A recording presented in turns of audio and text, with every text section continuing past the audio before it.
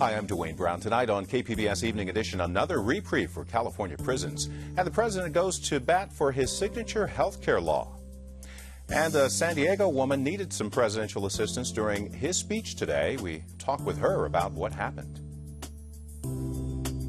In 1998, 12-year-old Stephanie Crowe was found murdered in her bedroom in Escondido. This week, the man accused of killing her goes on trial for the second time, but not for murder. I'm Amitha Sharma. We'll have a look at what we can expect in the retrial of Richard Tuite, and we'll find out about tactical urbanism and how it could make over a key section of downtown San Diego. Tourists aren't the only thing cruise ships bring to their ports of call. They can also bring a lot of pollution. We'll tell you how San Diego's port stacked up in a new report card. Co-work spaces are becoming a hit among the self-employed. Tonight, we take a look at one space in San Diego with a twist. KPBS Evening Edition starts now.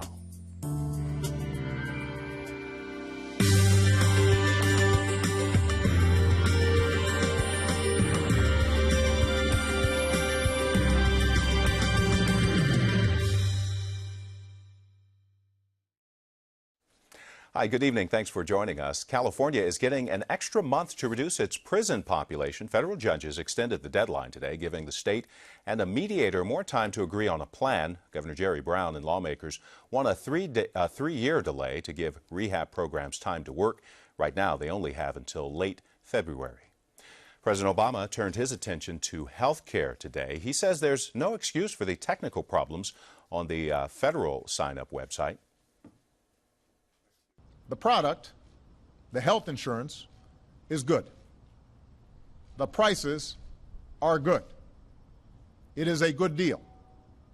People don't just want it, they're showing up to buy it. Nobody's madder than me about the fact that the website isn't working as well as it should, which means it's going to get fixed.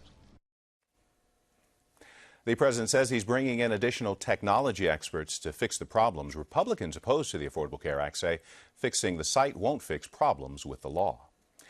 One of the guests at today's presidential speech was a San Diego woman who got some unexpected attention. Carmel Allison nearly fainted, but the president helped catch her. Allison is pregnant and has type 1 diabetes. She talked with KPBS by phone. I hadn't had that much to drink that morning because I'm pregnant, and I figured I didn't want to have to go to the bathroom during or, have to deal with that.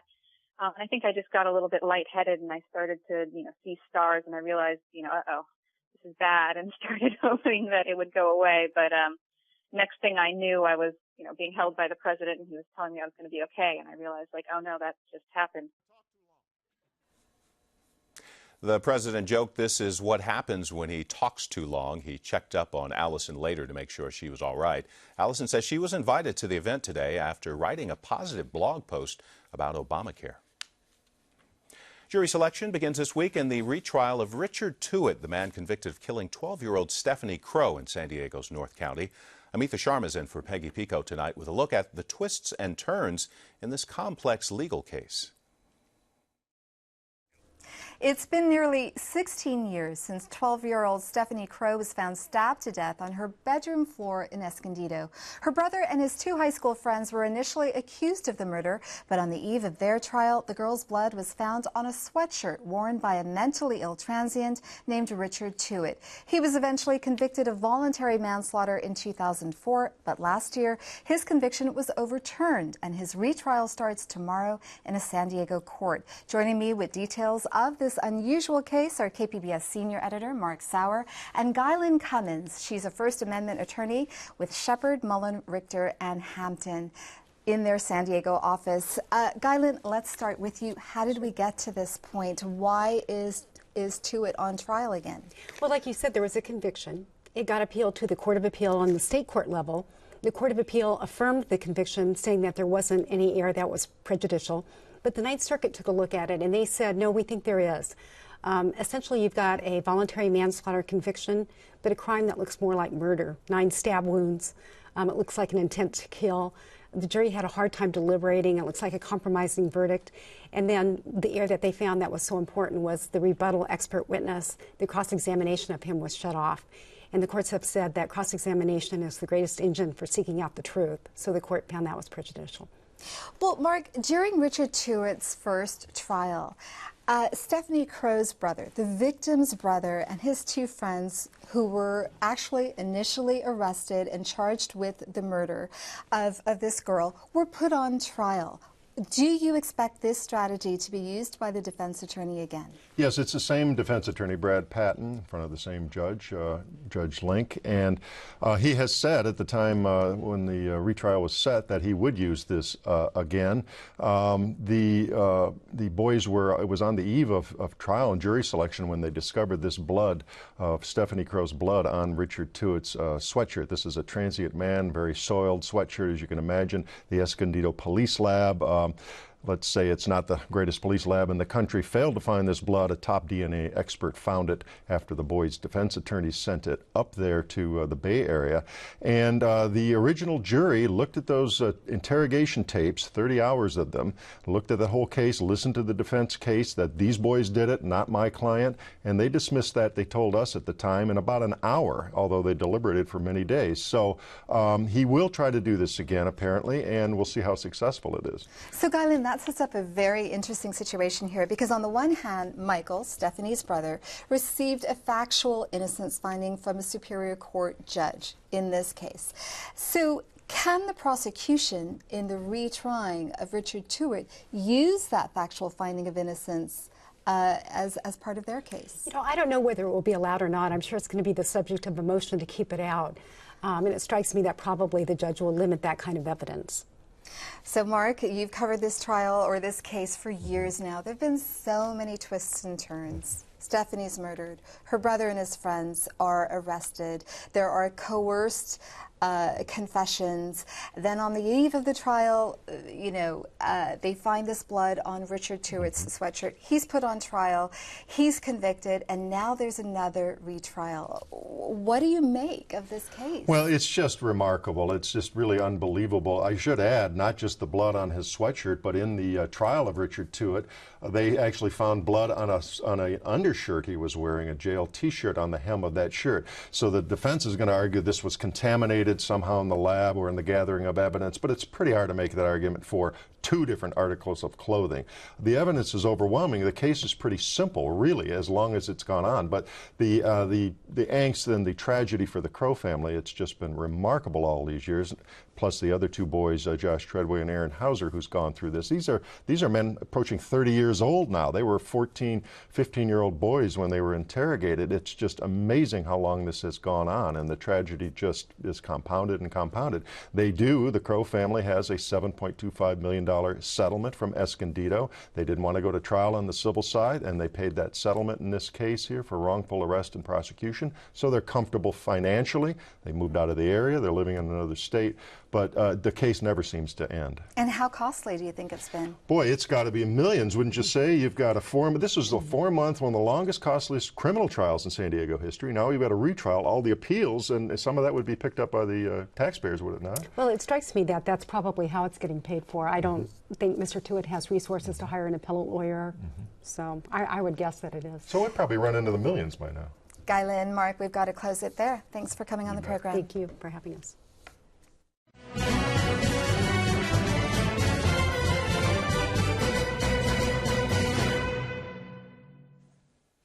Early voting is now underway in San Diego's special election for mayor. Voters can now cast ballots at the Registrar of Voters office in Kearny Mesa or send off their mail-in ballots. November 4th is the last day to register to vote. There will be a runoff if no candidate gets a majority of the vote on November 19th. Two candidates picked up major endorsements today. Governor Jerry Brown endorsing former Assemblyman Nathan Fletcher, and the San Diego Unified School Board endorsed Councilman David Alvarez in the race for mayor. We are tracking the election and all the endorsements online at kpbs.org/election. The cruise ship industry is getting poor marks for pollution around the country, but not in California. The state and ports are actually getting credit for anti-pollution laws and practices.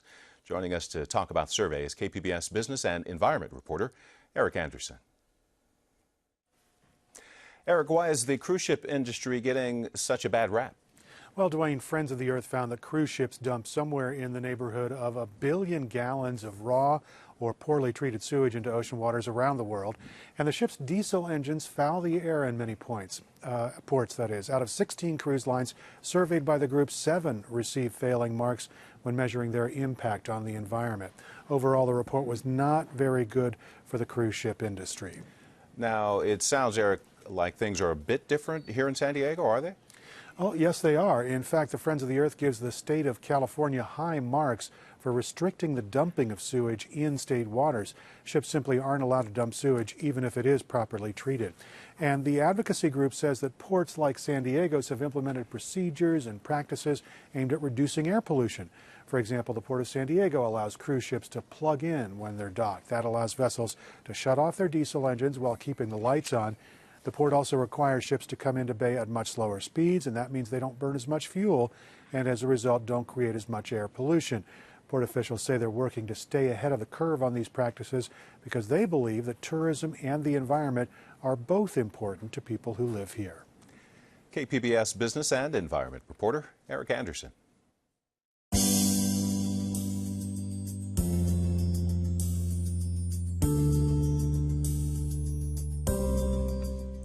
Earlier, we told you about the president's promise to fix problems with the federal health care insurance exchange. California's website was also taken down for repairs over the weekend, but Covered California says nearly 100,000 people have already started applying for coverage.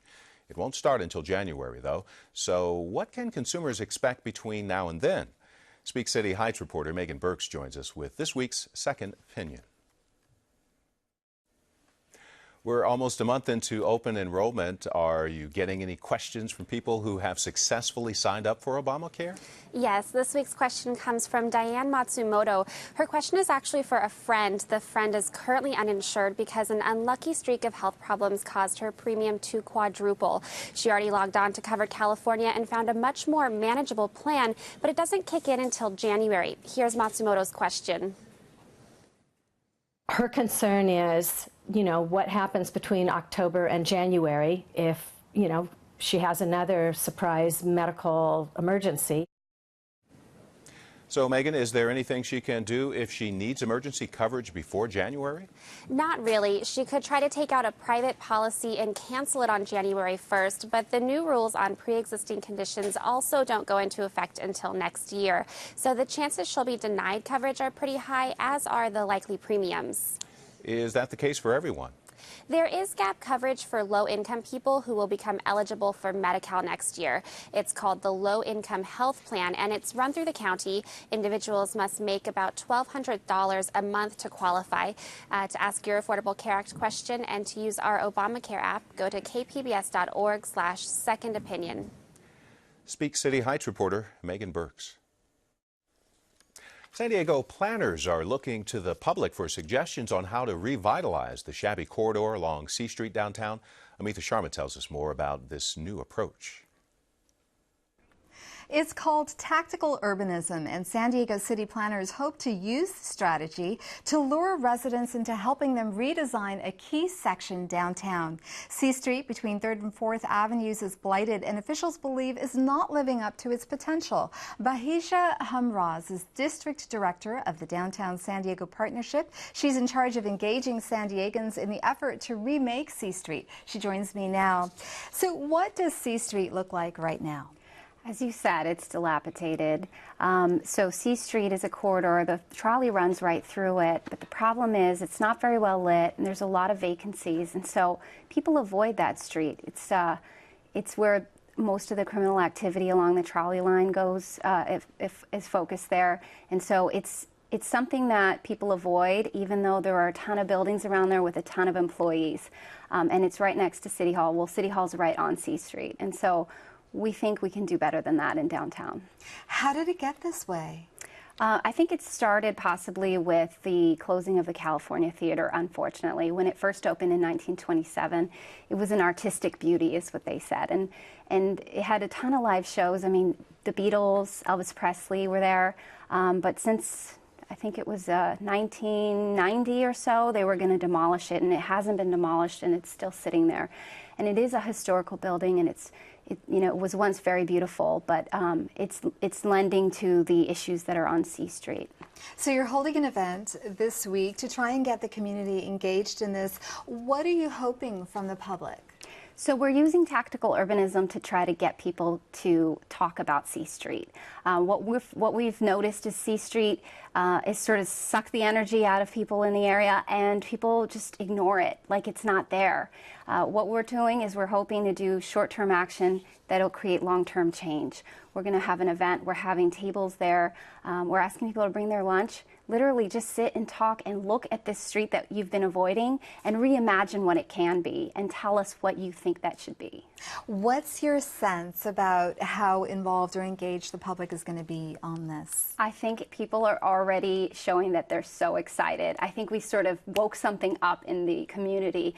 We've been sending this invite out to just whomever, putting it on Facebook, and we've already been getting so many different people from not just downtown that are saying, hey, yeah, C Street, we can do something there. Let's do something there. That sounds exciting. I'd like to participate, and that's what we want. Now, are you hearing any preliminary ideas of what people might want to see happen with this area? We've heard some things like either revitalize the California Theater or change it or do something with that particular building. But other than that, we haven't heard specifics. And we're kind of excited because we want to hear it that day, and we'll be posting that on Twitter, and we'll have it on our website at downtownsandiego.org. And how much is it going to cost to remake this area? Well, long term, it may cost quite a bit. We're going to need the city to partner with us. But in the short term for this event, it's very inexpensive, and that's one of the points of tactical urbanism. You don't need to plan anything to death. You don't need to study it, analyze it. You don't need to spend a lot of money. You just go in there, do something that makes people think and look at the area differently, and then hopefully get some ideas out of it and then move forward and think about it long term. And how soon do you think that they might be able to get something done there? It may take a few years, but what we want to do is we're doing sort of the very, very first initial step, which is get people excited. Once people are excited, they start talking about it. Once people start talking about it, then other people start talking about it. And so what we'll do is probably have another one in the future and keep having different things that we do on C Street based on the feedback that we get to sort of change it slowly, but for the long term over time. And as you mentioned earlier, this effort is all part of what's called tactical urbanism.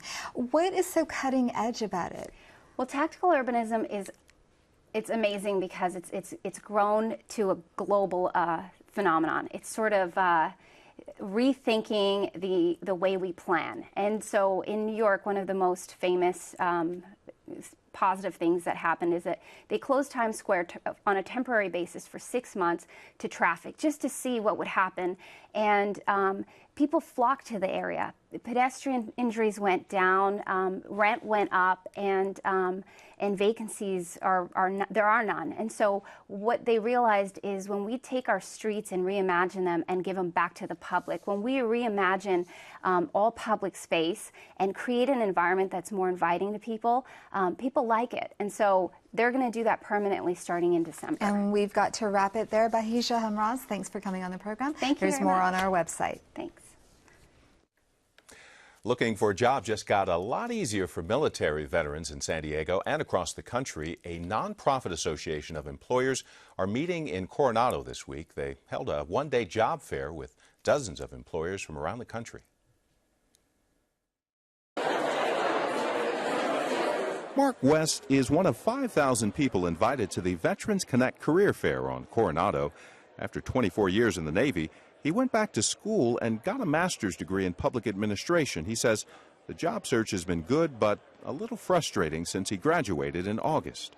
It's because you're like, if I can just be in front of a person, tell them what I can do, show them what I can do, I know people are going to be interested. One thing he won't have to worry about is translating his military skills into a comparable civilian job.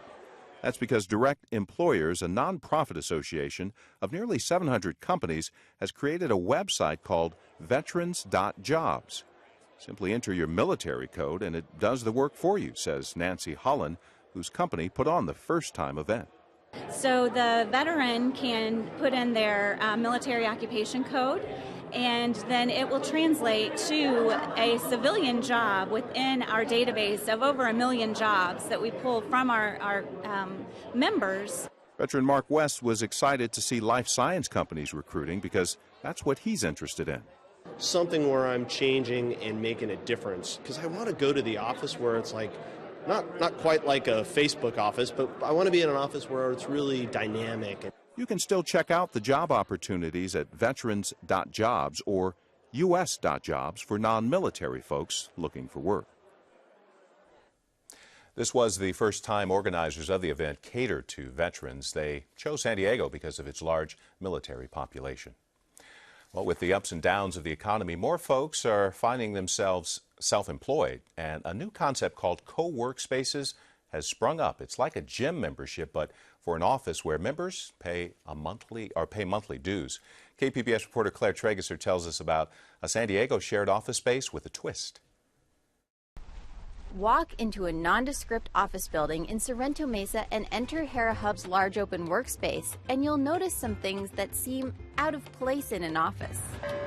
There's soft lighting, relaxing music, and fountains trickling water.